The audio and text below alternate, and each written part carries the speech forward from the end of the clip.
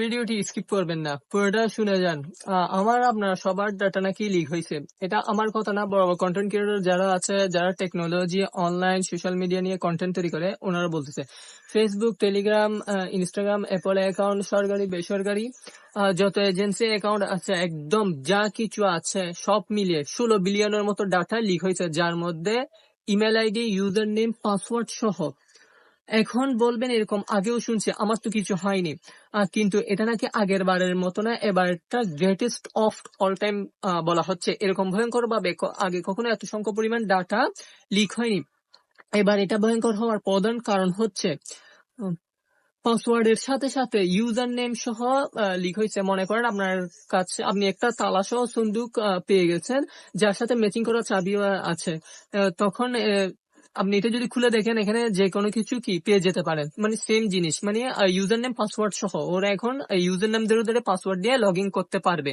যেহেতু এই data leak হয়েছে, সংখ্যা যেহেতু 16 বিলিয়ন, চান্স থাকতে পারে আমার আপনার ডাটাও এর মধ্যে আছে। আরো ভয়ঙ্কর ব্যাপার হচ্ছে, এবার 16 মিলিয়ন ডাটা যা লিক হয়েছে সব নতুন, আগের বারের থেকে একদম আলাদা।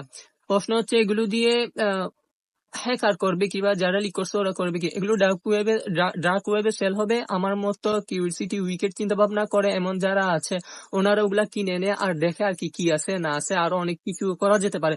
আবার দেখা যায় কিছু কিছু friend, GF BF, husband wife আছে, একে অপরকে পার্সোনাল ছবি, ভিডিও শেয়ার করে এই টাইপের আইডি হলে, ওখান থেকে ওগুলা নিয়ে বিভিন্ন আপনার ওয়েবসাইট, গ্রুপ, টেলিগ্রাম গ্রুপ গ্রুপে সেল করে ছবি ভিডিও গুলা।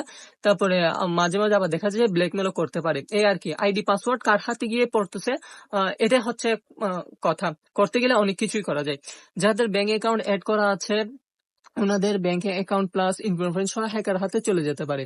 তো এখন করণীয় কি? এখন প্রথমত আপনি আপনার যত অ্যাকাউন্ট আছে, Gmail, game, Facebook, Insta, WhatsApp, Telegram, সবকিছুর পাসওয়ার্ড চেঞ্জ করে ফেলবেন।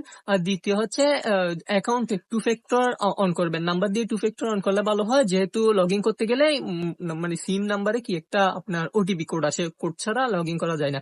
সব শেষে বলতে চাই, অনলাইনে কোনো কিছু নিরাপদ না, সবসময় নিরাপদ করে রাখতে হয়, সতর্ক থাকতে হয়। আর ব্যক্তিগত তথ্য, ছবি কিছু শেয়ার করার সময় যতটুকু প্রয়োজন ততটুকু করা। বিশেষ করে bank account, credit card, debit কার্ডের এই তথ্যগুলো শেয়ার করতে হলে সিকিউর কোনো মাধ্যম দিয়ে করা। বিশেষ করে যারা অডিও কল, ভিডিও কল, তারপরে ছবি শেয়ার করেন, আপনারা এগুলা করার জন্য সিকিউর কোনো মাধ্যম ব্যবহার করবেন। ধন্যবাদ।